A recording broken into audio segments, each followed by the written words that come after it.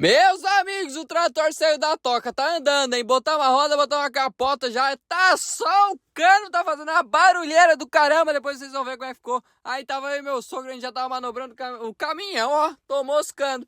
Tava manobrando o trator ali, porque a gente ia botar ali pra carregar um saco de ração pros gados.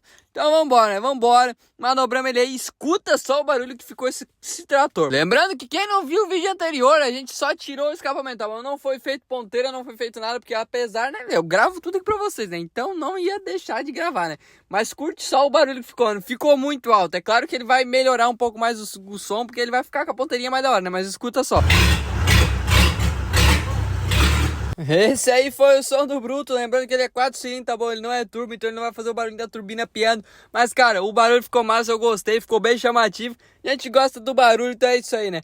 A gente vai estar fazendo um projetinho bem da hora nesse trator, ainda tem que pintar as rodas, tem que fazer um monte de coisa aí. Ele rodando, ó, tá bom? Tem que dar um talento, tem que dar uma limpada e vai ser o próximo vídeo, tá bom? Então é isso aí, deixa o like, comenta, compartilha isso aí, valeu, falou, até o próximo vídeo.